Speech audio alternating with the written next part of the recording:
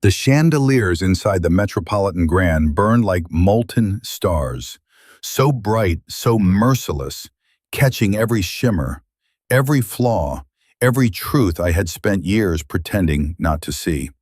And as I stood there on the edge of that ballroom, the laughter still echoing from Ethan's joke about my skin tone, I realized something horrifying. I wasn't invisible. I was the punchline. And the man who swore he loved me had just taught the world how to laugh at me. If you've ever been humiliated in public by someone who claimed to care for you, if you've ever felt your dignity slide out from under you while the crowd applauded, then stay with me. My story begins on the night my husband won the biggest award of his life and tried to make my blackness the cost of his victory. And trust me, what happened next, no one in that ballroom saw coming. Before we go further, take a moment, like, comment, and follow this channel so stories like mine can keep reaching the people who need to hear them. Now, let me take you back to the exact moment everything cracked open. The room smelled of champagne and ego, a perfect blend for a New York award show. Publicists swept through the crowd like migrating birds, whispering names and narratives into the ears of people who traded both like currency. At the center of it all was my husband, Ethan Sterling, award-winning showrunner, network darling, media favorite. And next to him was me, Naomi Brooks, the woman the cameras barely acknowledged unless I was attached to his arm like a decorative accessory. But tonight, I had made a choice. I wore my natural curls, full and unapologetic. My skin, deep, dark, luminous, carried no brightening primer, no undertone adjusting foundation, none of the things Ethan's stylists insisted would make me pop under the stage lights. I refused to erase myself for anyone's aesthetic comfort. Not anymore. I felt his disapproval the moment I descended the stairs of our Brooklyn Heights townhouse earlier that evening. He stared just long enough for the truth to sting, then said, almost casually, "Naomi, the lighting at the venue is brutal. You really should have gone a shade lighter. They'll have trouble capturing your face on camera." That was the first cut of the night, but the deepest wound hadn't landed yet. Inside the ballroom, the seats near the stage were reserved for the visionaries, as the program called them. Ethan reveled in it, shaking hands, laughing too loudly, tightening his grip around my waist whenever the photographers passed. He knew exactly how to position me so I wouldn't outshine him, literally or metaphorically. Then came the moment. His name was announced. The crowd surged into applause. He kissed my cheek, rehearsed in hollow, then strode to the stage with the confidence of a man who believed the world belonged to him. He took the microphone and basked in the spotlight. And then he said it. "My wife, Naomi, is here tonight. Beautiful, brilliant, and stubborn. I begged her to adjust her makeup for the cameras, but she told me she'd keep it natural." He gestured toward me with a chuckle. "So if you can't see her clearly from the audience tonight, blame the lighting department, not me." Laughter erupted, loud, sharp, careless. Some people winced. Others looked at me with that awful mix of pity and complicity. But the damage was done. He turned my skin tone into entertainment, my blackness into a spectacle, my dignity into his comedic timing. And he smiled, as if he had given the world a gift. In that moment, something inside me, something I had smothered, something the world had told me to shrink, began to wake up. A pulse, a spark, a truth. I rose from my seat before the applause even faded. I walked straight out of the ballroom, past the cameras, past the whispers, past the years of pretending. What I didn't know was that this walk, this quiet, trembling march toward the exit, was the first step toward dismantling a life built on illusion and rebuilding one rooted entirely in my own light. I wasn't always the woman who slipped out of a Manhattan ballroom with her heart cracking like thin glass.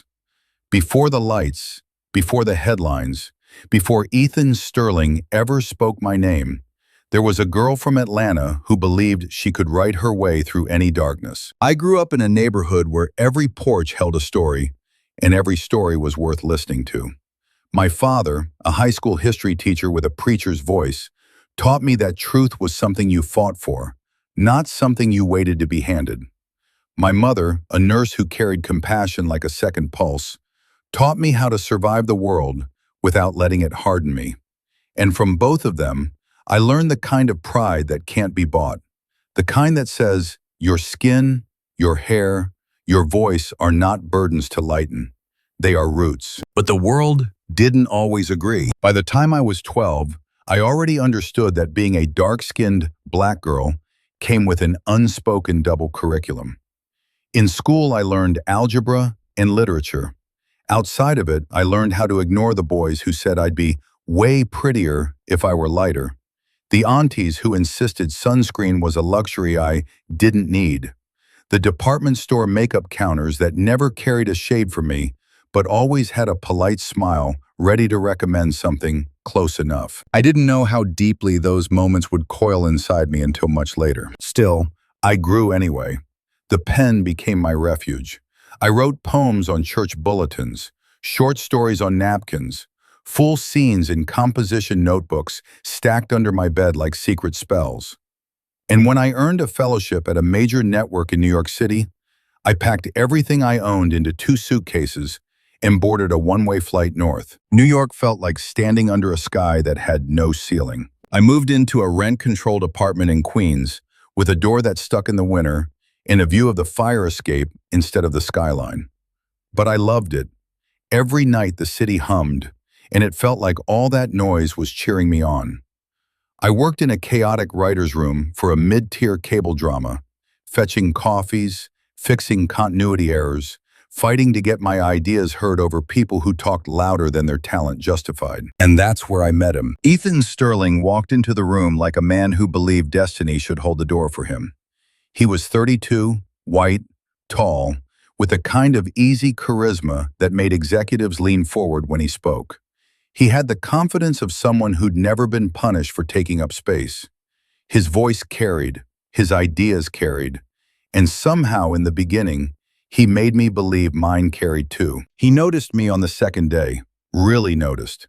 Not the way some people noticed a black writer, performative, cautious, eager to prove they were not the problem, but with curiosity. "You're Naomi, right?" he asked, sliding into the seat across from me long after everyone else had gone home. "Your notes today, you see people, not just plot." We talked until the cleaning crew arrived, lights flickering around us. He asked about Atlanta, about the stories I wanted to tell, about the notebook I clutched like armor. When I admitted I wrote at night because the world was too loud during the day, he smiled like he understood something intimate about me. It was dangerous, the way he listened, the way he admired my ambition without flinching, the way he said my name, slow, warm, like he was savoring the syllables. He told me he'd grown up in Connecticut, son of a PR executive and a luxury real estate mother. Dinner table conversations about image, presentation, polish. He was bright but overlooked, he said. Middle child, middle ambitions until he discovered writing. The way he told it, the industry hadn't been a battlefield for him. It had been a ladder. One rung after the other, no missing steps. We were opposites in almost every way. Different worlds, different wounds. But somehow, our worlds collided in a way that made me believe we were balancing each other. His confidence, my clarity. His charm, my grounding. His access, my hunger. He started bringing me into more creative conversations. Started asking my opinions in front of the room. Started sharing secrets, studio politics, hidden egos, the unspoken currency of who got credit and who didn't. He said I had the thing, the voice no one could teach. And in the quiet, late-night glow of the writer's room, I let myself believe it. I didn't know then that admiration could be scaffolding or a trap. I didn't know that the warmth of being seen could also be the first stage of being shaped. And I certainly didn't know that the man who made me feel powerful could one day make me question whether my blackness was something to apologize for. But that was before the lights, before the stage, before the joke that would crack our world clean in half. Falling in love with Ethan Sterling felt, at first, like stepping into a world where every door opened before I even reached for the knob. It was intoxicating, the way he looked at me, the way he spoke my name, the way he made me feel like I had been plucked from obscurity because he alone recognized something brilliant in me. People talk a lot about red flags, but the most dangerous ones are not red at all. They're gold, shimmering under the light like promises. Ethan and I slipped from professional banter into something softer, something dangerously tender. Late-night script meetings transformed into 2-hour conversations about childhood dreams, artistic integrity, and the fear of being ordinary. We shared takeout cartons on the writer's room floor, swapped playlists, traded secrets. He made me laugh. He made me think. He made me feel chosen. There is a particular thrill in being chosen by someone the world already seems to adore. A thrill that's half validation, half illusion. And I was young enough, hungry enough, to confuse the two. The relationship unfolded quickly, like pages turning under eager fingers. Ethan insisted on introducing me to his friends, his colleagues, his industry circle. They welcomed me politely, sometimes warmly, though I caught the flicker in a few eyes, the quiet calculation, the unspoken question, her? But Ethan shut down every doubt with unwavering devotion. "She's the sharpest mind in any room," he'd say. "I'm lucky she even looks at me." No one argued with him. Why would they? He wore confidence like a tailored suit. Still, when I brought him home to Atlanta to meet my family, the reception was layered. My father greeted him with civility, but I saw the tightness in his jaw when Ethan spoke over me twice at dinner. My mother smiled warmly, but later asked if I felt truly heard in this relationship. And my grandmother, God bless her blunt, unfiltered tongue, pulled me aside on the porch and whispered, "Baby, just make sure he loves all of you, not just the parts that fit into his world." I laughed it off at the time, brushed it aside as generational caution. But those words would come back to haunt me. Back in New York, Ethan decided he wanted to show me the side of the industry most people never get to see. He took me to rooftop parties where the skyline glittered like a kingdom he already owned. We sipped cocktails beside actors I'd watched for years, producers whose names carried weight like myth. It was dazzling, dizzying, and suffocating in ways I couldn't articulate yet. There was one night I'll never forget. We stood on a balcony overlooking the Hudson River, the city spread beneath us like a promise. Ethan leaned in close, his voice brushing my ear. "I don't want to build a career alone," he said. "I want a partner, someone who understands story the way you do, someone who challenges me, someone who makes everything sharper just by existing." Then he kissed me like he was sealing a vow. A few months later, during a weekend getaway in the Hudson Valley, he proposed. Not with theatrics, but with a certainty that softened my knees. "Naomi Brooks," he said, lowering himself onto one knee on the deck, overlooking a lake kissed with morning fog. "I don't want you behind me. I want you beside me. My wife, my co-author in life." He said, co-author, and I believed him. Our wedding was small but beautiful. A Harlem brownstone venue filled with jazz, candlelight, and the mingling of worlds that didn't quite understand each other, but tried anyway. My father cried quietly during the vows. Tiffany stood beside me, gripping my hand so tightly, I felt the warning in her fingers even as she smiled. For a while, it felt like the beginning of something extraordinary. We moved into a townhouse in Brooklyn Heights, all brick charm and floor-to-ceiling windows. Our lives braided together easily. Ethan rising faster in the industry, me consulting more and more on scripts he brought home, him praising my insight, me glowing under his approval. It wasn't until much later that I realized something subtle had shifted. I had stopped writing my own stories. Not all at once, not dramatically, but little by little, like pages being quietly torn out of a book. I didn't notice the theft because the thief wore love so convincingly. What I also didn't notice, not yet, was that every time Ethan called me brilliant, talented, exceptional, it was always in relation to him, to his world, his work, his needs. I was the spark that lit his ideas, the sounding board that steadied his vision, the support beam holding up his empire. But a support beam is not a partner, and a muse is not a co-author. Not in a world built by men who only love women when they stay within the lines drawn for them. The seduction of being chosen was real, but so was the slow, quiet sacrifice I didn't yet realize I was making. One boundary, one dream, one piece of myself at a time. The first cracks in a relationship never sound like cracks. They sound like care, like concern, like subtle notes played too softly to recognize as warning bells until they've already become a siren. The shift with Ethan didn't happen overnight. It wasn't a slammed door or a raised voice or a single harsh word. It was quieter than that, gentler, at least in the beginning. Little suggestions, teasing comments, nudges disguised as protection, all whispered in a tone so warm it masked the intentions beneath. It began with work. "Naomi, the room is eating you alive," he said one night after a writer's meeting where I'd pushed back against a plotline that felt lazy and racially tone-deaf. "These executives aren't ready for conversations that deep. Let me handle the politics. You focus on shaping ideas with me at home." I didn't hear the subtext then. "Your insight is useful, but only privately, only when filtered through me." I told myself it made sense. He knew the network. He knew which battles were worth fighting. He was shielding me.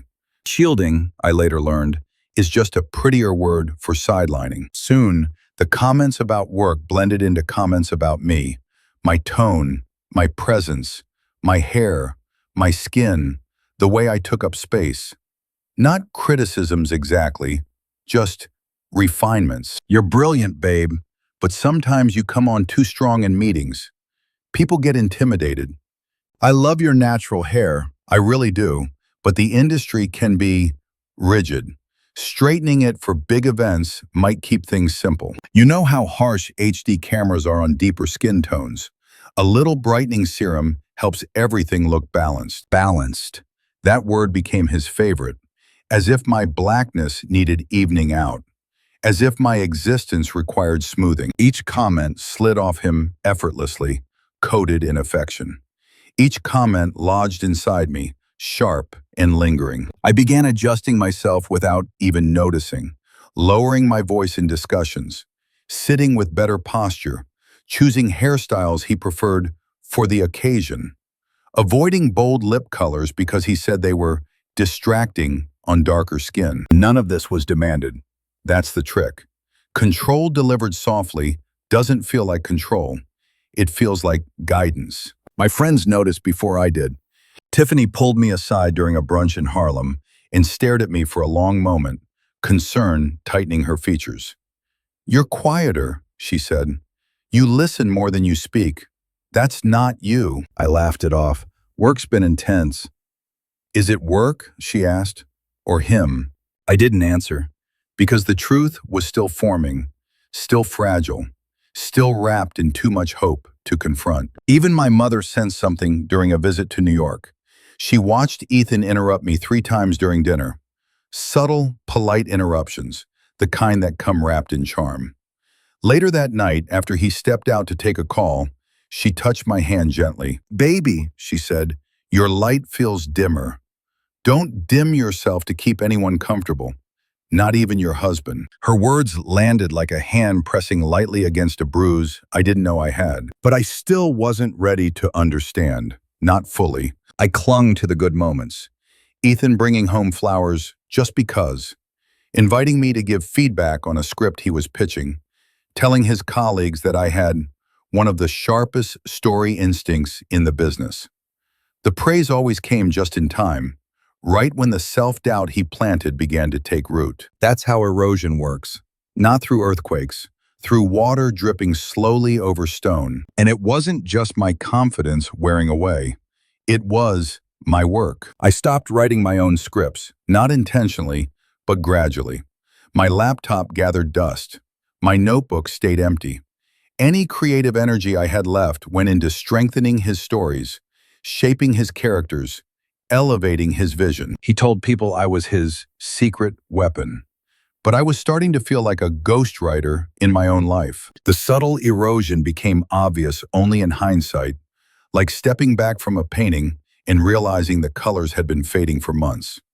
At the time, I still believed we were building something together, two storytellers side by side. But the truth was quieter, darker, more dangerous. While I was helping Ethan rise, I didn't notice I was slowly disappearing. The first cracks didn't come from shouting or slammed doors.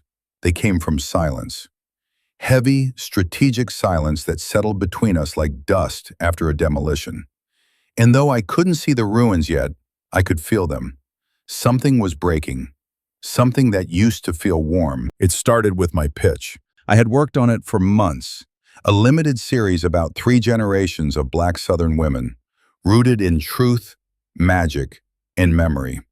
A story born from my grandmother's porch, my mother's hands, my own dreams. It was the kind of story that made me feel alive, whole.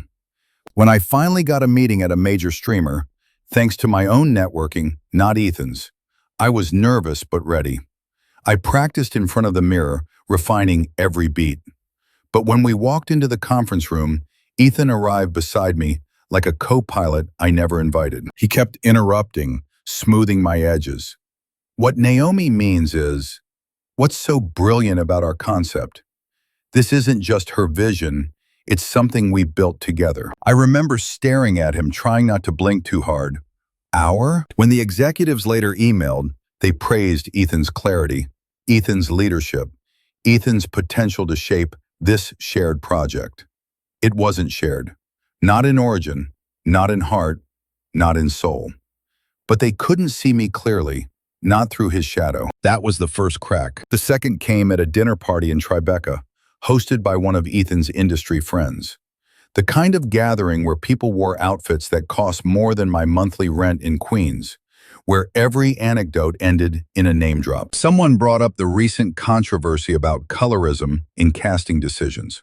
I spoke up, gently but firmly.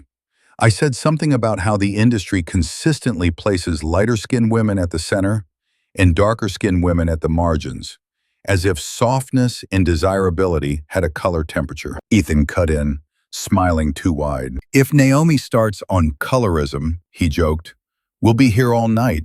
She could write a dissertation on that stuff. Laughter erupted around the table. A few uncomfortable glances darted toward me, like people witnessing a private bruise. My face burned. He'd made my pain into a punchline, again. Later that night, when we got home, I said quietly, "You embarrassed me." He didn't look up from removing his cufflinks. "Naomi, it was a joke. It wasn't funny. Everything isn't about race, you know. You make things heavy. You're sensitive." Sensitive. That word hit harder than he knew. Or maybe he knew exactly. I felt the crack widening. Around that time, I noticed myself becoming smaller in conversations. Listening more, speaking less. Not because I had nothing to say, but because I feared how he'd twist it into a joke, or a caution, or a teachable moment for me. I started running my own thoughts through an imaginary filter. Will this annoy him? Will this embarrass him? Will this make him accuse me of making everything about race? Even my friends saw it. At a cafe in Brooklyn, Tiffany studied me with the eyes of someone who remembered a version of me I'd forgotten. "You okay?"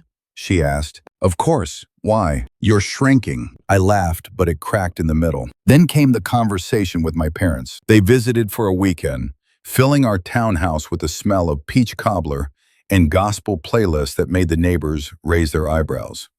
My father watched Ethan with a quiet intensity, the kind that made me nervous. Finally, when Ethan stepped out for a phone call, Dad turned to me. "Baby," he said gently, "when you talk around him, do you feel bigger or smaller?" I opened my mouth, closed it, opened it again. Nothing came out. My mother reached for my hand. "You used to walk into rooms like you belonged there. Now, you look like you're waiting for permission." Permission. Sensitive. Too much. Too dark. too intense. The cracks were no longer hairline fractures. They were widening into fissures, and I was slipping through them. The breaking point of this chapter came one night after a long therapy session. I had finally admitted something out loud to Dr. Carter. I don't know when I stopped being myself. Ethan got home late. He tossed his bag on the chair and glanced at the leftovers I'd saved for him. "You didn't warm it up?" he said, annoyed. "I didn't know when you were coming home." He rolled his eyes. "You never think ahead." Something inside me snapped, quietly but decisively. "You made a joke about my skin tone in a room full of people last week," I said. "Do you know how that felt?" He froze, then smirked. "Naomi, again? You're being dramatic." "No," I whispered. "I'm being honest." His smile vanished. "Well," he said flatly, "maybe if you weren't so emotional all the time, we wouldn't have these problems." Emotional, overreacting, dramatic. Every stereotype used against black women wrapped in one neat, weaponized package. And suddenly the cracks weren't silent anymore. They roared. For the first time since I'd married him, I felt the ground shifting beneath us.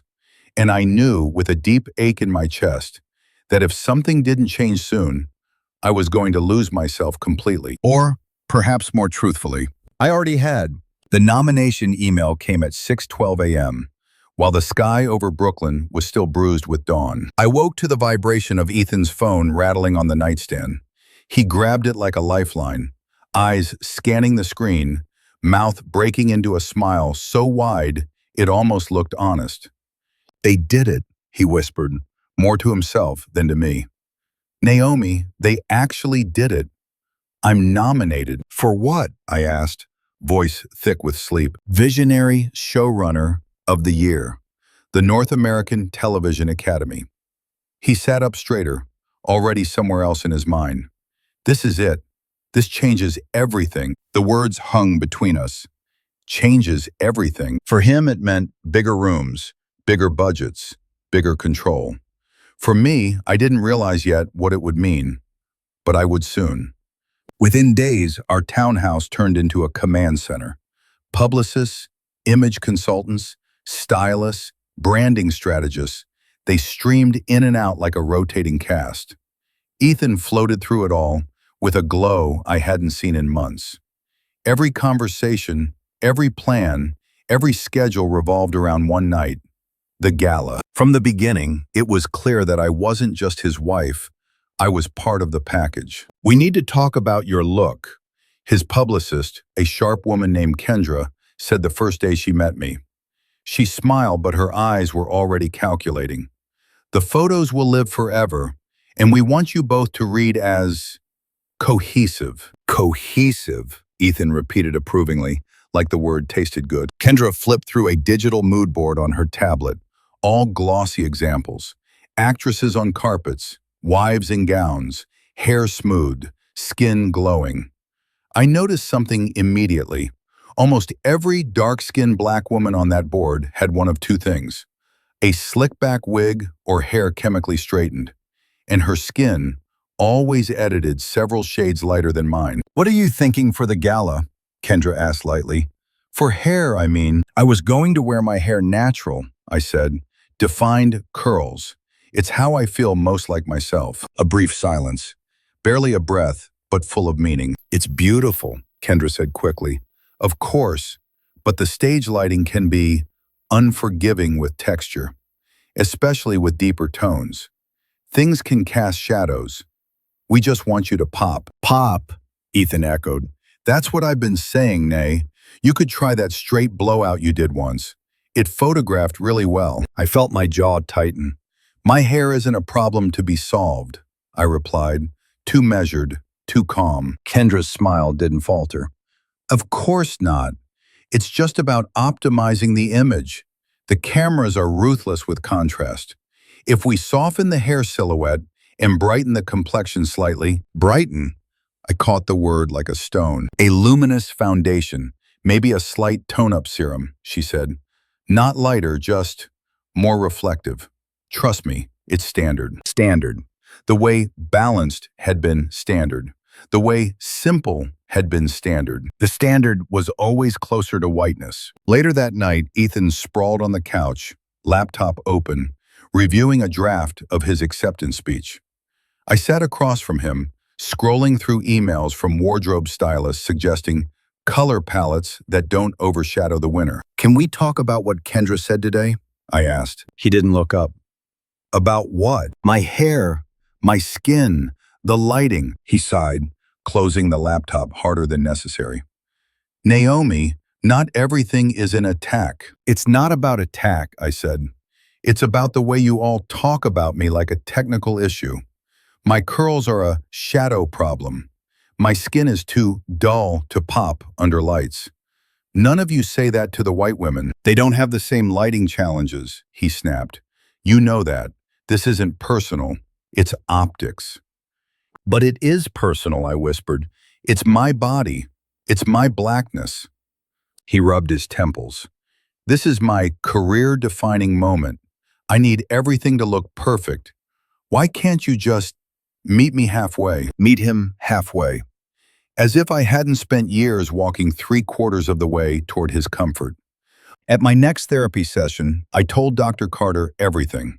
The mood boards, the comments, the pressure to smooth myself into something more palatable. She listened, then leaned forward, voice quiet but firm. "Naomi, you know what this is." "Colorism," I said. "Respectability politics. Anti-blackness dressed as strategy." "Yes," she nodded.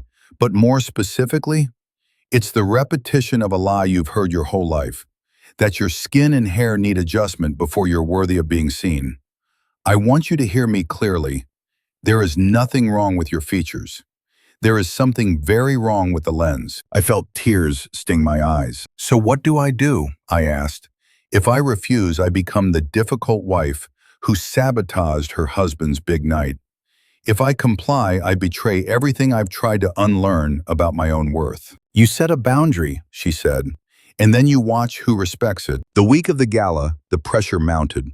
Dresses arrived in garment bags, some too pale, some too tight, some clearly chosen to fade next to Ethan's tailored tux. I sent most of them back. In the end, I chose an emerald gown that loved my body the way I wanted to love it. Bold, unapologetic, sculpted around my curves instead of hiding them. I booked a black stylist who specialized in natural hair. Someone who understood coils not as a challenge, but as a crown. The morning of the appointment, Ethan hovered in the doorway. "You're really going to do this?" he asked. "Natural hair, deep shade foundation, emerald dress. All of that is going to dominate on camera." "Good," I said softly. "Maybe the cameras need something new to look at." He studied me, frustration flickering behind his eyes. "You're making this about you," he muttered. I met his gaze, feeling something steady rise inside me. "For once," I said, "yes." The countdown to the gala had begun. The consultants had done their job.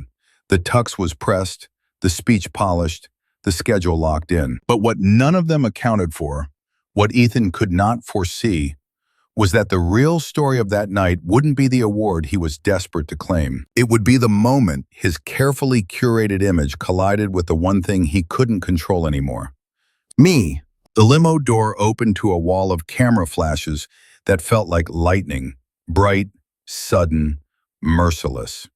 Ethan stepped out first, adjusting his tuxedo with the confidence of a man who believed the entire city had gathered to applaud him. When he reached back for my hand, it wasn't affection. It was choreography. The moment our feet hit the red carpet, everything became a performance. "Ethan, over here! Ethan Sterling, look this way! Ethan, give us a smile!" My name was an afterthought. When photographers did call it, it was almost always followed by a correction. "Naomi, Nia, Noemi, Ethan's wife, can you step slightly to the left?" To the left. Always to the left, away from the center frame. Ethan's publicist hovered nearby, pushing us gently into the poses she drilled into us, like a director coaching extras. Ethan angled toward the cameras. Me angled toward Ethan. He glowed under every flash. I glowed too, but not in the way they wanted. Not softened, not brightened, not muted. Just me, deep-skinned, coiled hair, and unfiltered. A few photographers hesitated, squinting through their viewfinders. One of them waved for Ethan to step forward, alone. Just the visionary for this shot. I stepped aside. Ethan didn't even look back to see if I followed. He adjusted his cufflinks and smiled like the city belonged to him. A familiar ache bloomed in my chest, but I swallowed it. I refused to let the lenses catch anything but composure. Inside, the ballroom shimmered with gold accents and strategic lighting. Lighting Kendra had warned me about. Lighting Ethan had insisted my skin wouldn't play well with. I lifted my chin a little higher, letting the warm glow settle across my face like a quiet rebellion. The night blurred with handshakes, air kisses, and small talk dripping with industry speak, synergy, prestige, budget increases. Ethan floated from one cluster of executives to another with a polished grace that only comes from being adored long enough to expect it. I followed at a distance, not by choice, but by design. His hand rested on my back only when cameras were near. Otherwise, I might as well have been part of the decor, luxurious, unobtrusive, replaceable. Then came the moment. The host's voice boomed through the speakers, warm and theatrical. And now, the award for Visionary Showrunner of the Year. The nominees are... Ethan reached for my hand. It looked tender to the audience. To me, it felt like placement. And the winner is Ethan Sterling for The House We Build. The room erupted in applause. He stood, smoothed his jacket, kissed my cheek with no real pressure behind it, and walked toward the stage, shoulders back, smile confident, every step rehearsed. I clapped, but my heartbeat was not applause. It was warning. Ethan accepted the award with a gracious bow. Cameras zoomed in. His face filled the massive screens flanking the stage. He launched into gratitude, thanking the network, the producers, the team, his parents, until I heard my name. And of course, my wife, Naomi, who's here tonight looking absolutely stunning. The crowd clapped. I nodded politely, heartbeat quickening. Then he added it, but I begged her to adjust her makeup for these lights. Told her she'd get lost in the shadows up here. But you know Naomi, she keeps it natural. Laughter rippled across the ballroom. A few people near me shifted uncomfortably. Others laughed without thinking. Some looked directly at me, as if waiting to see whether the joke had landed safely. My face felt hot. My breath caught. My hands went cold. Up on the giant screen, Ethan continued smiling, unaware or unconcerned about the knife he just slid between my ribs. I love her, he added lightly, but sometimes she forgets we're working with HD cameras, not candlelight. Another wave of laughter. Something inside me split soundlessly, like silk torn in the dark. It wasn't just a joke. It wasn't even just about my skin. It was confirmation, public and undeniable, that I was never meant to be his partner, only his prop, his contrast, his foil, his shadow. But the audience didn't know our history. They didn't know how many times he'd urged me to lighten my foundation, smooth my curls, balance my undertones. They didn't know how often he'd whispered that my complexion was strong or challenging or dramatic under certain lights. They didn't know the private wounds behind the public punchline. I sat perfectly still, but inside a storm gathered. A storm built over years of being softened, adjusted, trimmed, dimmed. And then, as his speech crescendoed into a litany of credits, plans, and dreams, I realized something with absolute clarity. He wasn't talking to me. He wasn't even talking about me. He was talking around me, as though I were a tool he had used, a detail he had edited, a footnote in his greatness. When the applause roared again, I stood, quietly, firmly, the table mates beside me startled. Ethan was still shaking hands on stage, basking in his spotlight. I walked out of the ballroom, not fast, not dramatic, just steady. The cameras didn't follow, but the audience's whispers did. And as I stepped into the corridor, the cool air hitting my burning skin, I realized something that pierced me with equal parts fear and freedom. For the first time in years, I wasn't walking behind him. I wasn't walking beside him. I was walking away. The corridor outside the ballroom was cool and dim, a stark contrast to the stage lights that had just scorched my dignity. I stood there trembling, at first with humiliation, then with something sharper, more dangerous. Claire, I didn't belong in that room. But I didn't belong beside Ethan anymore either. I walked out of the hotel without looking back.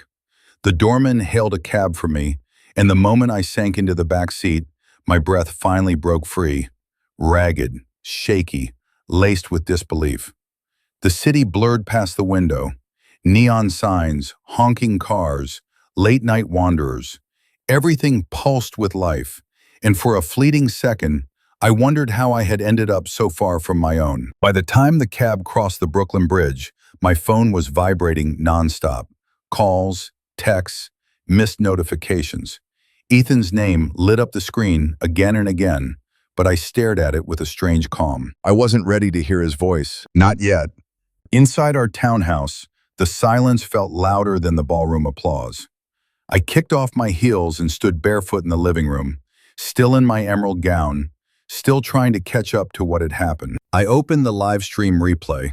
I watched the moment he said it. That joke, that blade disguised as humor.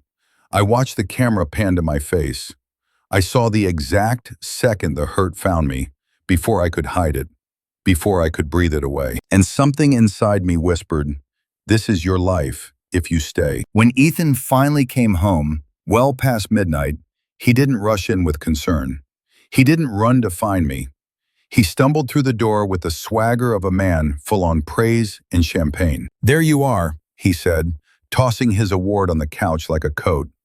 "Why did you leave? Do you know how bad that looked?" Bad. Not hurt, not humiliated, not publicly ridiculed, just bad for him. I stood slowly. "You mocked my skin tone on stage, Ethan." He waved his hand dismissively. "Oh, come on, it was a joke." It wasn't a joke to me. "It wasn't about you," he snapped. "It was about lighting." I stared at him. "My skin is not a lighting issue." He scoffed. "You're being dramatic. You always make everything about race." There it was. The card he played whenever he wanted to strip me of legitimacy. The card he thought ended the argument. "Not tonight. I'm leaving," I said quietly. The words entered the room like a crack of thunder. Ethan froze. "What did you say?" "I'm leaving. I can't do this anymore." His eyes narrowed, the charm draining from his face like someone had pulled a plug.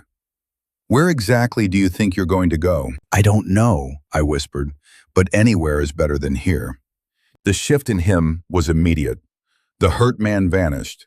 The controlled man emerged. "You can't just walk out, Naomi," he said, voice tightening. "You signed a prenup. The townhouse is mine. The accounts are mine. The production company is mine. You walk out with nothing." Nothing. The word hit like a blow. "You'd be back in a tiny apartment in Queens," he continued, "struggling, alone, no credits, no foothold. Everyone in this industry knows you because of me." There it was. The truth he'd never said out loud, but always held over my head. "You think you can survive without me?" "You can't." I swallowed hard. "You don't get to decide that." He laughed. Actually laughed. "I made your life, Naomi. Don't forget where you came from." The floor beneath me felt like it tilted. Where I came from, as if I had been empty before he filled me. As if my history, my talent, my lineage, my blackness, were all raw materials he had polished into something usable. As if he'd done me a favor. "I'm done," I whispered. "I'm done shrinking so you can look bigger." His face twisted. "If you leave, don't ask me to clean up the mess you make." He was talking about my career, my reputation, my survival. "I'm not asking," I said. I walked upstairs on shaking legs and pulled out the suitcase I hadn't used in over a year. I packed without thinking. Jeans, the soft sweater I loved, my journals, my laptop, the framed photo of my parents on the porch in Atlanta. At the bottom of the drawer, I found my old notebook, the one I used before marriage, filled with story ideas and half-written scenes. I clutched it to my chest, feeling something long buried pulse back to life. When I came back downstairs, Ethan was waiting at the bottom step, arms crossed. "You're not actually going," he said, voice cold. "I am. You're throwing away everything I've given you." "I'm taking back everything I gave myself," I replied. He stepped aside, but not out of respect, out of certainty that I'd come crawling back. Maybe I would have. Another night, another version of me, but not now. I walked out of the townhouse and into the sharp night air, my breath fogging like the beginning of a new story I wasn't yet brave enough to claim. I didn't know where I was going. I didn't know how I'd survive, but as I pulled my suitcase down the sidewalk, one truth rang louder than fear. For the first time in a long time, I was walking toward myself. I didn't make it far before the adrenaline wore off. 2 blocks from the townhouse, my suitcase wheels caught in a crack in the sidewalk and nearly toppled. It felt symbolic, like even the concrete of this city didn't believe I was really leaving him. I stood there under a flickering streetlight, dress hem grazing my ankles, fingers numb around the handle. The night was cold in that way New York nights get when the wind slices straight through your clothes, ignoring whatever armor you've tried to build around yourself. Where was I going? My brain, so sharp in writers' rooms, went blank when I tried to write a scene where Naomi leaves Ethan and actually has somewhere to land. Instinct took over. I headed for the one place that always seemed to exist in every city, a constant for the lost and the restless, a 24-hour diner. The bell over the door jingled as I stepped in. Warm air smelled like burnt coffee and fried food wrapped itself around me. A few other souls were scattered around, shift workers, students, people who looked like they too were running from something they couldn't outrun at home. I slid into a booth and set my suitcase beside me like a companion. When the waitress came over, she glanced at my gown, my smeared makeup, my bare ring finger. She didn't ask questions, just poured coffee. "You look like you need this," she said softly. I wrapped my hands around the mug as if it could anchor me. My phone buzzed relentlessly. I flipped it face up for the first time since I left the gala. Notifications stacked on top of each other. Texts from Ethan, missed calls, messages from Tiffany, a few from colleagues. And beneath all that noise, social media alerts. Ethan's joke had already been clipped, captioned, replayed. My face, blown up on the ballroom screens, had been frozen and dissected by strangers online. Some people laughed it off. Some called it just banter. But others saw it. Why is he joking about his black wife's skin tone on stage? Did he really say she'd get lost in the shadows? Something about this feels wrong. I stared at my own expression in that frame, the split-second ache before I smoothed it over, and felt something between shame and validation. The humiliation was real, but so was the evidence. Ethan's texts came in waves. "Where did you go? This is not the night to be dramatic. You're making me look bad. Come home and we'll talk. Naomi, pick up the phone. I swear to God if you blow this up." I turned the screen off. The coffee cooled. The neon clock over the register clicked past 2 a.m. Somewhere between sips and shallow breaths, the enormity of what I'd done hit me like a second heartbeat. I had left. I had walked out. No plan. No apartment lined up. No secret savings account. Just a suitcase, a notebook, and a heart that finally believed staying was worse than leaving with nothing. My fingers hovered over my contacts list. Dad? He'd be on the first flight from Atlanta, justice blazing in his eyes. Mom? She'd tell me to come home, rest my bones, start over in a city that loved me back. Tiffany? She'd swear loudly, then start strategizing. I pressed Tiffany's name. She answered on the second ring. Tell me you're not still at that gala. I left, I said, voice cracking. I'm at a diner on Atlantic, with a suitcase. There was a beat of silence. Then, good.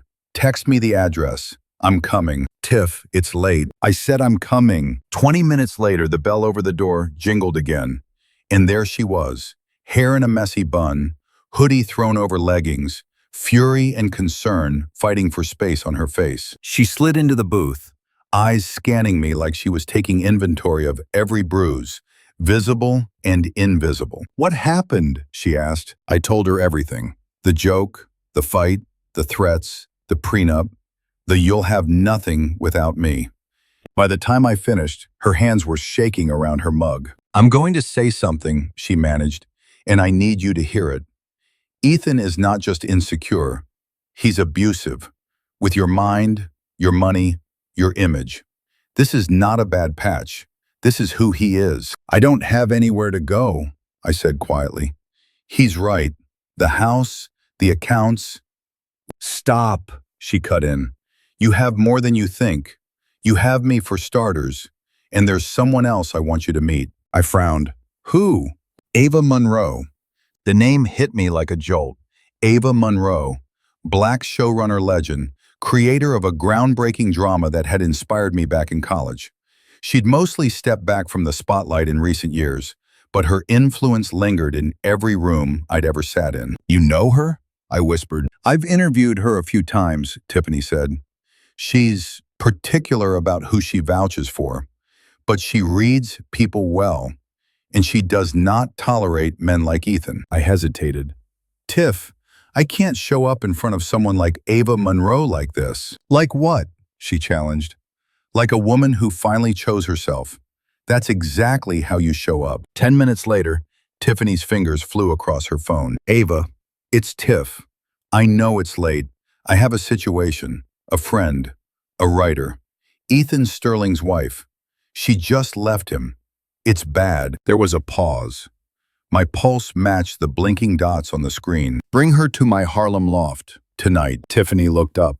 She said, "Come." The cab ride to Harlem felt surreal. Me in an evening gown, Tiffany in a hoodie, my suitcase rattling as we crossed another bridge. Outside, the city lights flickered. Inside, my mind whirled with every possible future, most of them terrifying. Ava's building was old brick and beautiful, with wide staircases and the kind of doors that had seen decades. She opened hers before we could knock twice. Even in track pants and a worn t-shirt, she radiated the kind of presence that made people sit up straighter. Silver-streaked coils framed her face. Her eyes, sharp and soft at the same time, took me in with one sweeping glance. "You must be Naomi," she said. Her voice held no pity, just recognition. I nodded, throat tight. "I'm sorry it's so late." "Late is when women leave," she replied matter-of-factly. "Come in." Her loft was warm, lined with books and scripts and photos from sets. It felt like stepping into the life I'd always wanted. Creative, self-owned, unapologetic. She gestured toward the couch. "Sit. Start from the beginning. Not the gala. Him." So I did. I told her everything. Atlanta, New York, the writer's room, the proposal, the subtle comments, the colorism disguised as lighting notes, the public joke, the private threats. She listened without interrupting, arms folded, jaw tightening just slightly when I described certain lines. When I finished, the silence that followed wasn't empty. It was full of calculation. "Okay," she said, "here's what I know. Men like Ethan don't stop until they've turned you into a version of yourself you don't recognize. You got out before that became permanent. That's the hardest part." "I don't know what to do now," I admitted. "He keeps telling me I'll have nothing." She tilted her head. "He's wrong. You have your talent, your name, your story, and now you have my guest loft." I blinked. "Your what?" She pointed down the hallway. "There's a small guest unit at the back. It's not fancy, but it's yours for as long as you need it. No rent. You'll pay me with work." "Work?" I repeated. "I have 3 projects in development," she said. "They all need story consultation, character notes, emotional grounding. I've read your early stuff, Naomi. You see people. I can use that. This isn't charity. It's a collaboration." I felt my eyes burn. "Why would you do this for me?" Ava leaned back, exhaling slowly. "Because when I was your age, I had my own Ethan. White, powerful, charming. He told me this industry would spit me out unless I reshaped myself to his liking. I stayed too long. lost too much. Then an older black woman gave me a couch and a job and told me, "You are not orbiting him. You are a star. Act like it." She looked at me, gaze steady. "I'm just passing on the favor." In that moment, something shifted in my chest. The terror was still there, but it was no longer alone. It had company now. Possibility. Ava stood. "You can take the loft tonight. Shower. Sleep. Tomorrow we call a lawyer. A real one. Not his." I nodded, mute with gratitude. As the door to the guest loft closed behind me, and I set my suitcase down on the floor, it hit me. I was still afraid, still broke, still entangled in a marriage that would take months to legally unwind. But for the first time since I'd met Ethan Sterling, the roof over my head didn't belong to him. The work ahead of me didn't belong to him. The story I was about to tell, on the page and about my own life, didn't belong to him. It belonged to me. The first morning in Ava Monroe's guest loft felt unreal, like waking up inside a story I wasn't finished writing yet. Sunlight filtered through sheer curtains, warming the hardwood floor. The space was small, a twin bed, a narrow desk, a kitchenette that hummed softly. But it was mine, not borrowed from Ethan, not designed by his aesthetic consultants, not curated to impress a single soul. Just mine. For the first time in years, I breathed without bracing. Ava knocked lightly before opening the door, holding 2 mugs of tea. "You sleep?" she asked. "Not really," I admitted. "That's all right.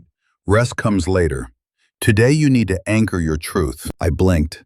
"What do you mean?" She set a mug in my hands and sat beside me on the bed. "Men like your husband don't start swinging when a woman leaves. They start rewriting. They spin, they soften, they distort. They turn themselves into the victim before you even open your mouth." My chest tightened. "He's already trying. He told me I owe him everything." Ava's expression didn't change. "Of course he did. And by the time his publicist is done with it, you'll be painted as unstable, jealous, dramatic, whatever trope fits the narrative best." I swallowed. "What do I do?" "You write," she said simply, "before they do. Before his team can frame you, blame you, shrink you." The words hit me like a bell struck clean and bright. Right. The one thing I had stopped doing. The one thing he had subtly, slowly, expertly taken from me. Ava stood. "There's a notebook on the desk. Use it. Pour everything into it. Every moment you doubted yourself. Every line he crossed. Every joke, comment, silence. Write it down while it's fresh, while it's yours." She paused at the door.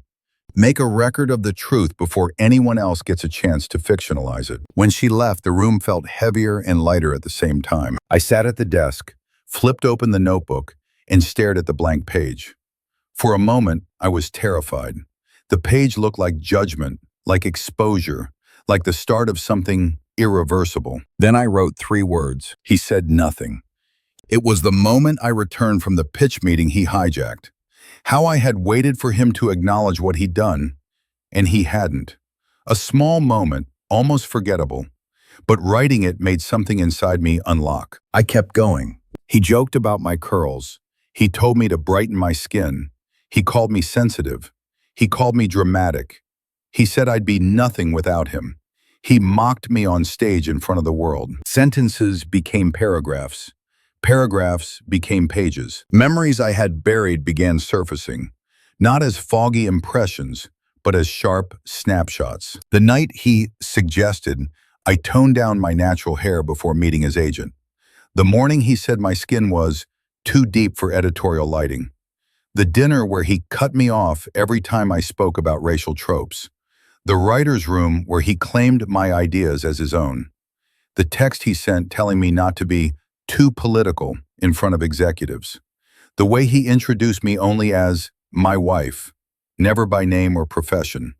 The way he dismissed my grandmother's stories as Southern nostalgia. Scene after scene of quiet erasure. I wrote until my fingers cramped, until ink smudged across my hand, until the fear that had gripped my throat loosened. Hours passed. I didn't notice. By the time I reached the gala, when Ethan joked that my skin would disappear under harsh lighting, my handwriting was shaky with rage. But the words were clear, raw, unfiltered. I was documenting not just a marriage, but a dismantling. When I finally stopped, the notebook was nearly half full. My chest ached, but in a way that felt like release, not punishment. Like I'd been holding my breath for years and finally exhaled. I stared at the pages, this messy, imperfect chronicle of my own undoing. A soft knock sounded at the door. Ava peeked in. "How'd it go?" I slid the notebook toward her. "I wrote everything." She nodded, not reaching for it. "Good. Now keep it safe. This is your evidence, your story, your weapon. Use it however you need to, but don't let anyone else hold the pen." I felt a tremor of something I hadn't felt in a long time. Power. Not the kind Ethan fed on. Spotlights, applause, control.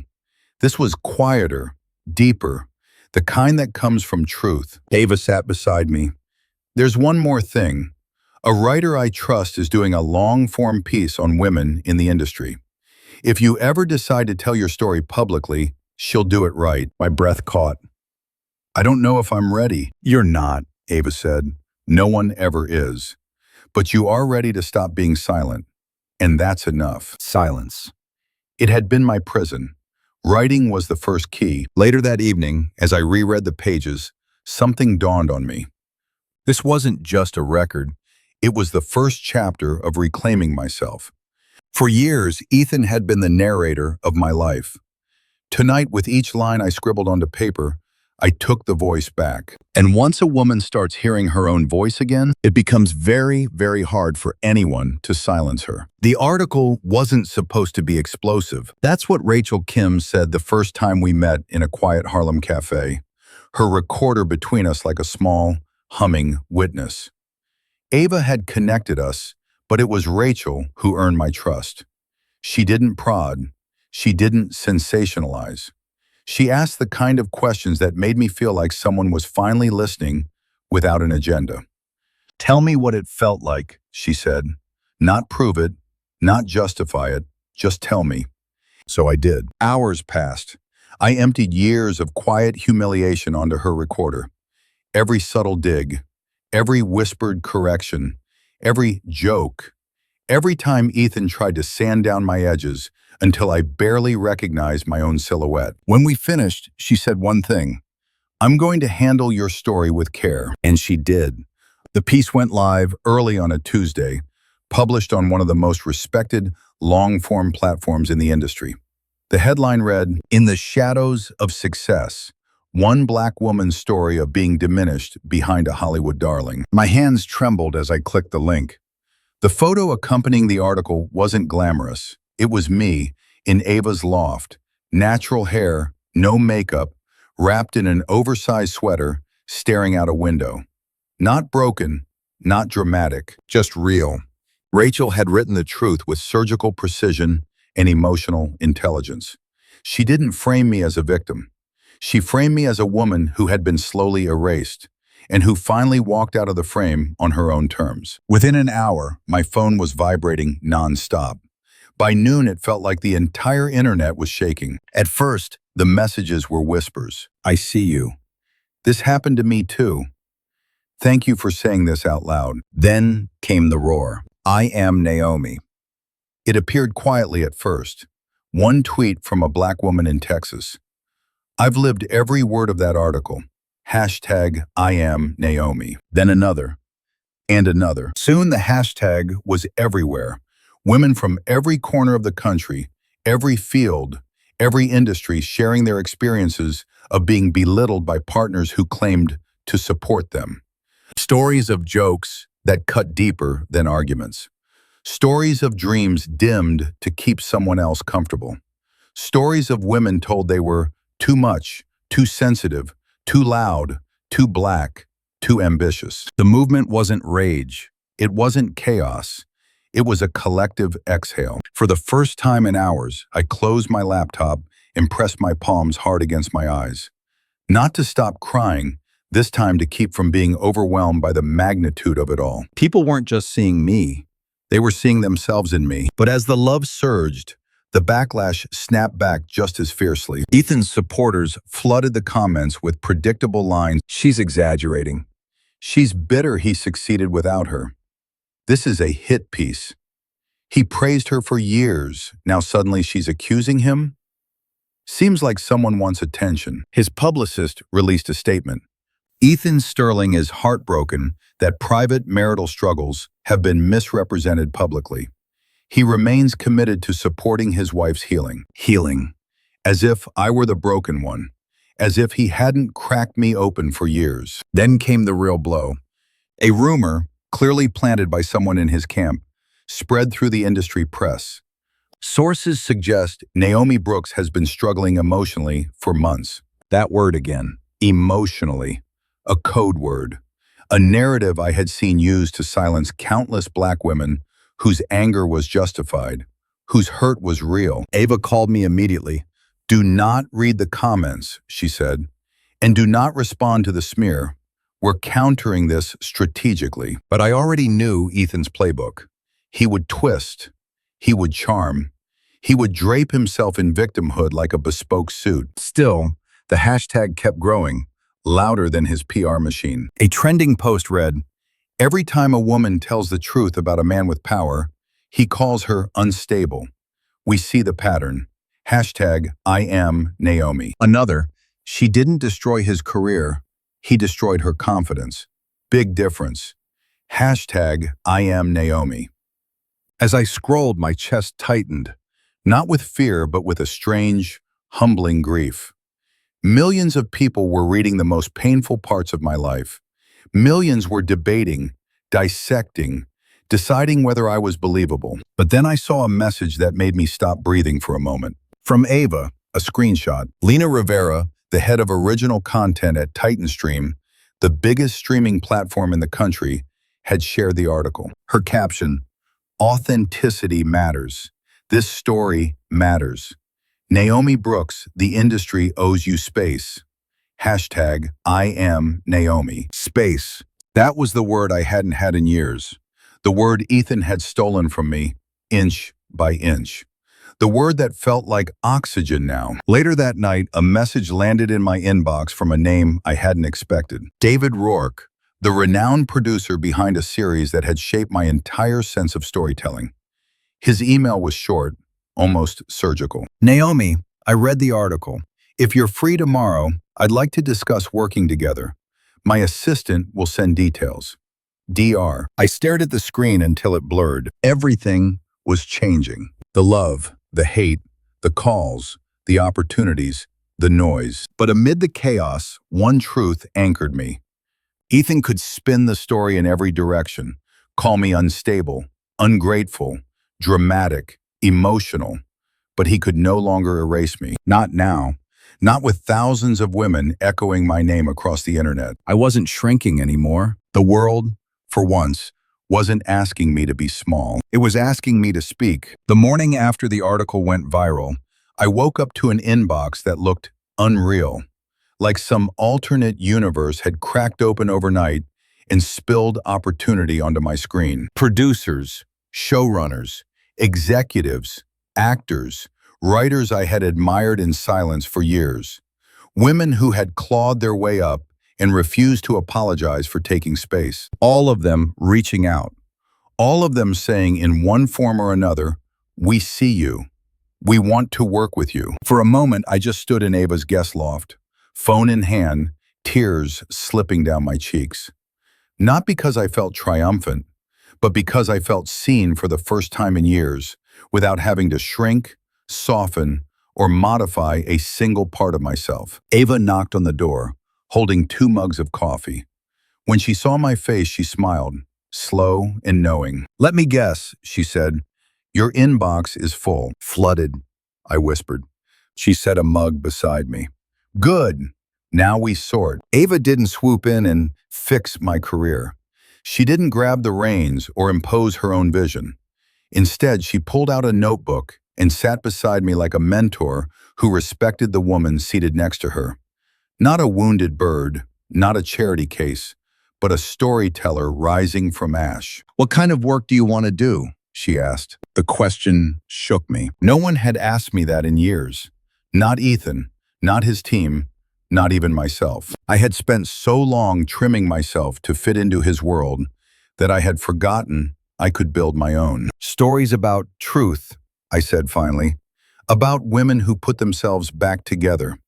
About Black women whose interior lives are rich and complicated and beautiful. Ava nodded. Then that's the lane. Everything else is noise. We spent the next few hours reviewing emails and messages. Ava circled 3 names. Start here, she said. These people understand exactly what they're asking for, and they won't dilute your voice. The first meeting was with David Rourke, the legendary producer who had reshaped prestige television a decade earlier. Walking into his office felt like stepping onto hallowed ground. Framed scripts, set photos, awards lining the shelves like quiet witnesses. David stood, shook my hand gently and said, "You're a storyteller with emotional precision. That's rare. I read the article, then I read your early work, and I want you to consult on a drama we're developing." My breath caught. Consult? As in, you want my notes? I want your vision, he corrected. The heart of the show is wrong. We need truth. Your truth. For the first time in my career, someone wasn't asking me to make myself smaller. They were asking me to stretch. I took the job. Then came the next call from Titan Stream, the largest streaming platform in North America. Their VP of development wanted to meet me about a potential limited series. Not one inspired by my trauma, but by my voice. "We don't want to exploit your personal life," she said. "We want to hear the stories you've always wanted to write." She offered me a development deal. I tried to hide my shock. Ava didn't even blink. "This is what happens," she said afterward, "when the right people finally hear you." But the moment that shifted everything came a week later. Ava invited me to a script review session with her team. 6 writers, all women, all brilliant. They were revising a new project centered on a Black woman unraveling generational trauma. When I offered a suggestion, shaky, nervous, unsure, the room went silent. Then one of the writers whispered, "That unlocks the whole character." Another nodded. "That's the missing emotional thread." A third smiled. "Can we bring her on more permanently?" I sat frozen. This was what I had forgotten writing could feel like. Collaborative, not competitive. Expansive, not diminishing. Affirming, not agenda-driven. After the session, Ava handed me a contract. "Associate producer," she said. I stared at the title, tears blurring the print. My name was on it. My name, not Ethan's last name, not his company's logo, not his network's banner. "What if I'm not ready?" I whispered. "You are," she said simply. "I've watched men half as talented take twice as much space. Step into yours." So I did. The next few months unfolded like a life being stitched back together with gold thread. Visible seams, yes, but stronger for the breaking. I worked late nights shaping characters who survived what tried to silence them. I wrote emotional arcs that resonated with thousands of women who messaged me their stories. I sat in rooms where people asked for my input because they valued it, not because I happened to be married to someone powerful. Every time I signed my name in a meeting, on a contract, on a shared document, my chest swelled. This is mine, not borrowed, not granted, not dependent on a man's spotlight. Mine. One evening, as I packed up after a long rewrite session, Ava appeared in the doorway. "You know what your career feels like right now?" she asked. "What?" "Like someone finally turned the music back on." I laughed softly. I didn't realize how quiet my life had gotten. Ava smiled. "That's what happens when someone's been turning down your volume. But look at you now, writing, producing, speaking with authority. You didn't rebuild, you returned." She was right. Leaving Ethan hadn't created a new version of me. It had uncovered the version he tried to hide. And as the projects grew, as the calls increased, as the industry shifted its gaze from scandal to talent, I felt something I hadn't felt in years. Pride. Not the kind tied to someone else's achievement, Not the kind watered down by someone else's ego. Pride in my own name, my own work, my own voice. I wasn't rebuilding a career. I was building a legacy, one that no man could shrink, rewrite, or take credit for ever again. The first invitation came quietly, an email from the Women in Media Coalition asking if I would speak on a panel about creative autonomy. Me, a woman who just months earlier had been reduced to a footnote in Ethan Sterling's spotlight. I almost said no. Talking about your pain on paper is one thing. Speaking it into a microphone in front of strangers is something else entirely. A kind of nakedness I wasn't sure I could survive. But Ava simply said, "Your voice is already out there. It's time for you to match it." So I agreed. When I stepped onto the stage of the Midtown Conference Ballroom, the lights felt different than the ones at the gala. These lights weren't angled to find my flaws or highlight the ways I deviated from their aesthetic expectations. These lights waited for me. The moderator introduced me as Naomi Brooks, writer, producer, and emerging voice for women's truth in the industry. The audience applauded, not politely, not superficially, warmly, fiercely. I took a breath and told the story I had never spoken out loud from beginning to end. Not the tabloid version, not the viral version, not the version diluted by Ethan's PR team. My version. I spoke about the professional silencing, the romantic erosion, the racial undertones disguised as strategy. I spoke about the loneliness that comes from being partnered with someone who diminishes you softly enough that you doubt your own instincts. And then I said the line that lived in my chest like a truth that wanted oxygen. Women aren't breaking because they're weak. They're breaking because they're carrying everything, his dreams, his comfort, his reputation, while being told their own weight doesn't matter. When I finished, the room was silent for a heartbeat. Then it erupted. People came up afterward, assistants, producers, interns, writers, mothers, college students clutching notebooks, each saying some variation of, "You said what I've lived. You put words to something I couldn't name. Thank you for being loud." I didn't realize it at the time, but the clip of my speech, recorded by someone sitting in the third row, would soon go viral. Platforms reposted it, podcasts quoted it, a late-night host referenced it in a monologue. A congresswoman retweeted it with the caption, "When Black women speak, the truth hits different." But before the world amplified my voice, I had to learn how to use it. Panel invitations multiplied, then came podcasts, then interview requests, then moderated conversations with industry veterans who used to walk past me without noticing I existed. At one event, a leadership summit hosted by TitanStream, the CEO shook my hand and said, "We need more women like you shaping our narratives." And something in me warmed, not from flattery, but from recognition. They weren't inviting me because of my connection to Ethan. They weren't inviting me as a cautionary tale. They were inviting me as a thought leader. But the moment everything shifted, the moment I realized I had crossed from story to voice, came during a panel at NYU, my alma mater. A young Black woman, maybe 19, raised her hand. Her hair was styled in coils like mine. Her voice shook when she spoke. "How do you keep from shrinking?" she asked. "When someone you love keeps telling you the world is easier if you're smaller." Something inside me cracked open. I didn't answer for a moment.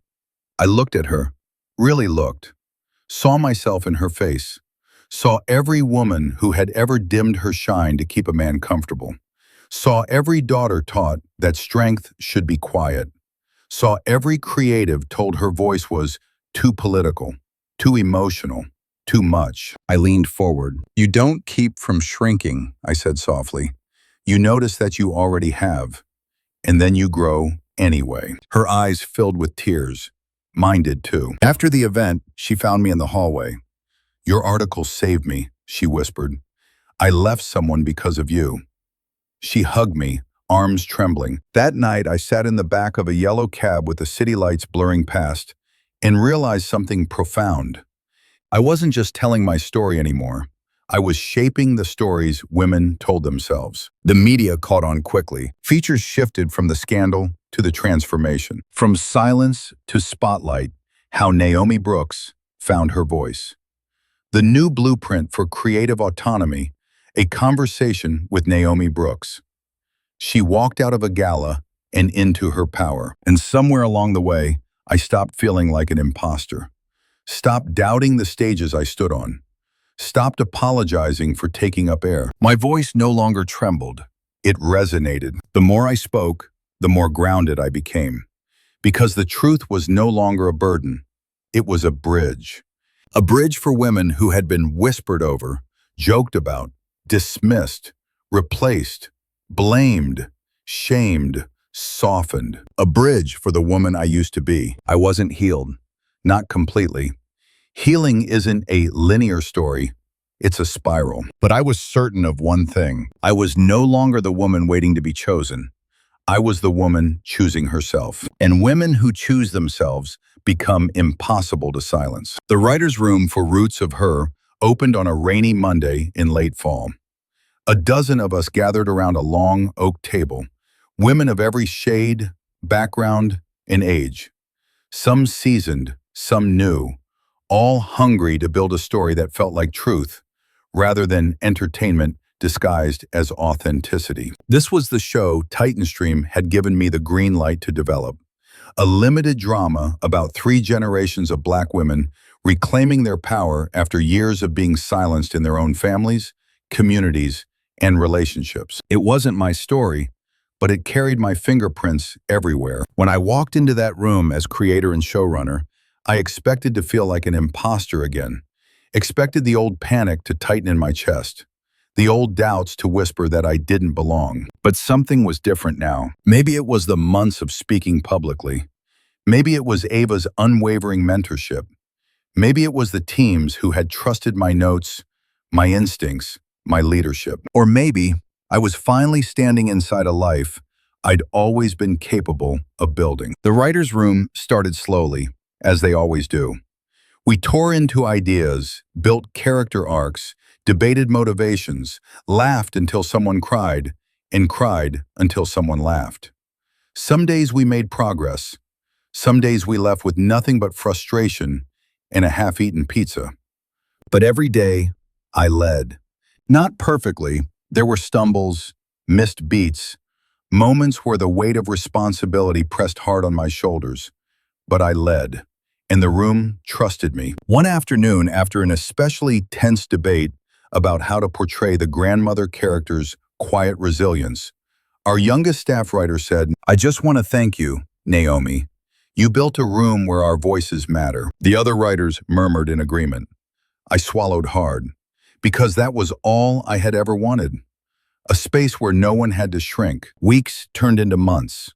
Scripts took shape. Scenes sharpened. Characters came to life. And as each layer was added, I felt something inside me soften. Not in weakness, but in peace. Creating something of my own didn't destroy me. It rebuilt me. The night Titanstream premiered the first teaser, my phone lit up with messages. The trailer was raw and beautiful. Women standing in doorways, on porches, in mirrors, each scene layered with emotion. The final line echoed over a slow piano melody. "I am not disappearing so you can feel bigger." My throat tightened. That line wasn't about Ethan anymore. It was about every woman who had ever been diminished. The teaser spread online like a struck match. Women everywhere shared it.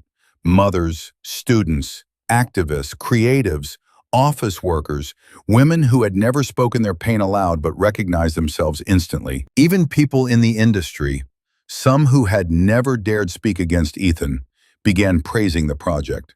The show wasn't even out yet, and already I felt the shift. People weren't just curious about it, they were rooting for it. They were rooting for me. And yet, I didn't feel triumphant. Not exactly. A victory built on revenge is loud, sharp, consuming.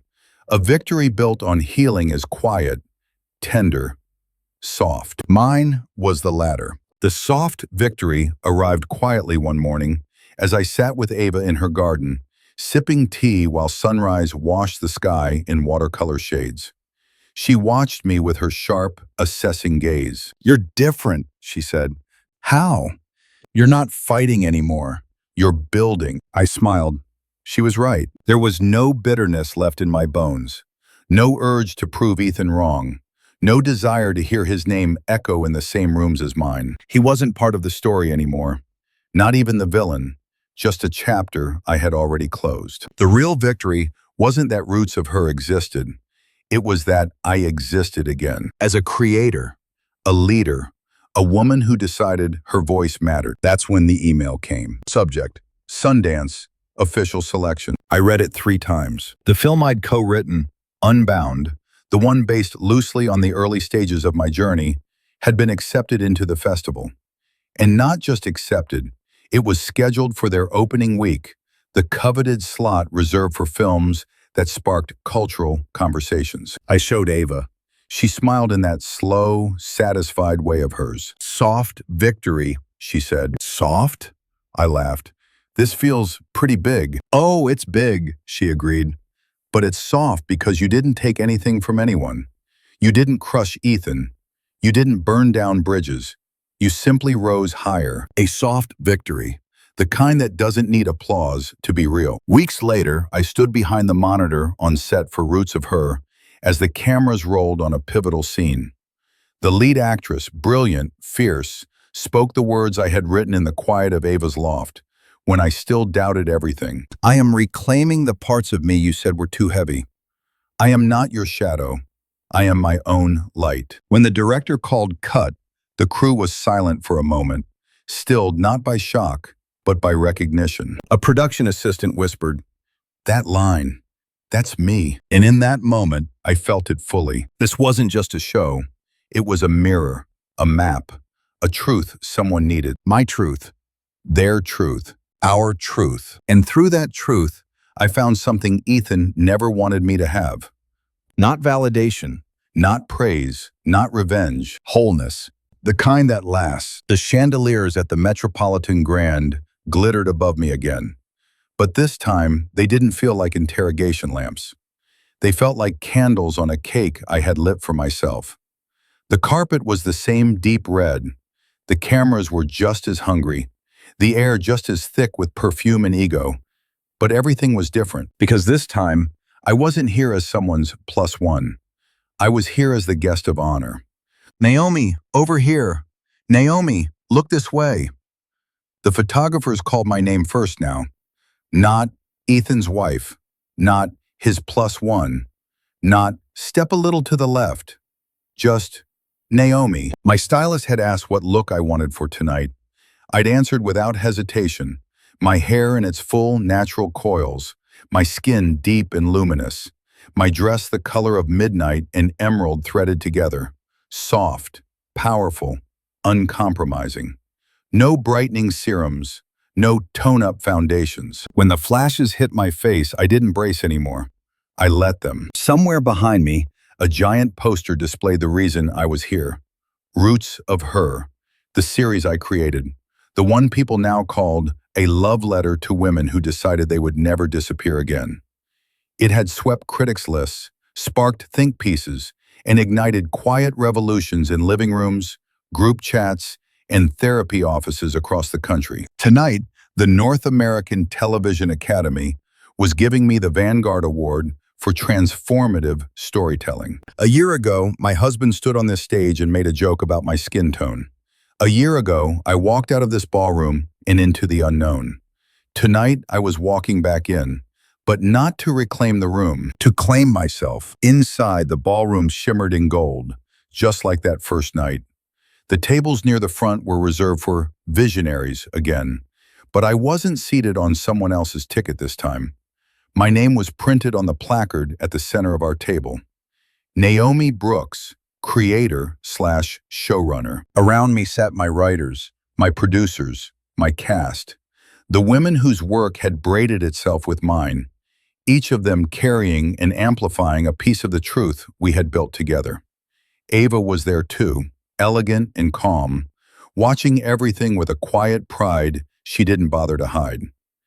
"You good?" she murmured, leaning toward me as the lights dimmed. I took a breath, feeling the weight of the night settle on my shoulders in the best possible way. I am, I said. For the first time at one of these, I really am. There were whispers, of course. There always are.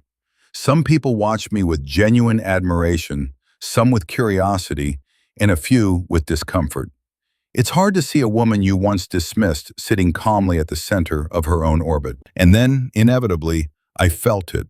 The prickle on the back of my neck that told me someone was looking at me from across the room. I didn't have to turn to know who it was, but I did anyway. Ethan sat 3 tables back, an invited nominee for a different category. Same tailored arrogance in his suit, same carefully constructed charm on his face. Our eyes met for one suspended second. He looked smaller, not physically, just reduced, as if the spotlight he used to drink like oxygen had turned into something he tolerated rather than commanded. He gave a tiny nod, acknowledgement, apology, surrender. I didn't need to know which. Maybe it was all 3. I inclined my head politely and turned back to my table. He was not the climax of my story. He was just a character who'd exited several chapters ago. When the host finally said my name, the room erupted in applause. Real applause. I stood, every muscle steady, and walked toward the stage with the calm of a woman who knew she had earned every step. The lights warmed my skin. The same lights he once claimed would make me disappear. I did not disappear. The Vanguard Award was cool in my hands, heavier than I expected. The microphone waited. The room hushed. This time, I wasn't afraid of being seen. I was afraid of wasting the moment. So I told the truth. I stood in this ballroom a year ago, I began, voice clear, as someone's accessory, a detail in another person's story. That night, a joke was made on this stage about my skin tone and the way I would get lost in the shadows under these lights. A ripple moved through the audience. Recognition, discomfort, curiosity. Back then, I believed that if I just tried harder, if I softened more, lightened more, apologized more, I could earn the right to stand beside success. I thought being chosen by someone powerful meant I was valuable.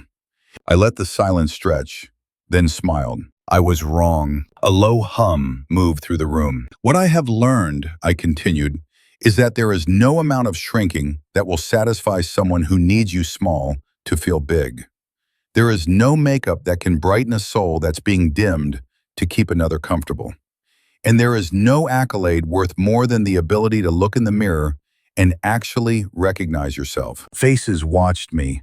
Executives, assistants, actors, writers, interns in borrowed outfits and secondhand shoes. Several of them looked like they were holding their breath. I left this ballroom last year with nothing but a suitcase and a breaking heart, I said. But walking away from what was destroying me gave me back everything I really needed. My voice, my work, my name. My eyes found the cameras, then the tables farthest from the stage, where the assistants and junior staff were seated. So this award, this night, isn't really about me. It's about every person who has been turned into a prop in someone else's narrative. Every Black woman told her skin is too much for the light. Every partner whose dreams were treated like a threat instead of a gift. Every creative who has been asked to mute themselves to fit the room. I took a breath, feeling my voice thicken, but not with fear. If you remember anything from this speech, let it be this. The guest of honor at your own life should always be you. Not their title, not their approval. You. A standing ovation rose like a wave. Some people clapped. Some cried. Some just stood, hands pressed to their hearts, as if steadying something that had started to move inside them. As I walked off stage, my phone began to buzz in my clutch. I didn't need to look to know what was happening. The clip would go online. The words would travel farther than this room. Hashtags would be born. Think pieces would be written. Some people would roll their eyes. Others would feel, maybe for the first time, like someone had finally spoken directly to them. Back at the table, Ava squeezed my hand. There it is, she said softly. Full circle. Later that night, standing outside under the city's chill, I tilted my head back, looking up at the same skyscrapers that had once made me feel so small. They didn't look so big anymore. Or maybe I had simply stopped looking at them from the ground. I thought of the girl scribbling stories in Atlanta, the assistant fetching coffee in Queens, the wife shrinking in Brooklyn Heights, the woman crying in a 24-hour diner, the creator sitting in a Harlem loft, writing her truth into a notebook before anyone else could rewrite it. They were all me. None of them were lost. If you're listening to this and you've ever felt like a background character in your own story, like a prop in someone else's spotlight, like your voice doesn't matter unless it's echoing what someone powerful wants to hear, let my story be proof that they were wrong about you. You are not too much. You are not too sensitive. You are not asking for too much by wanting respect, softness, and space to be fully yourself. You are the main character. You always were. And if this journey stirred something in you, if you saw yourself in my breaking, my leaving, my rebuilding, don't keep it inside. Tell me what part hit you hardest. Share this story with someone who needs to remember their worth. And stay close, follow along, because there are so many more stories of women choosing themselves that deserve to be told out loud. The first time I walked into that ballroom, I was the joke. The second time, I was the warning. Tonight, I walked out as the message. You were never made to live in anyone else's shadow. You were always meant to be the guest of honor in your own life.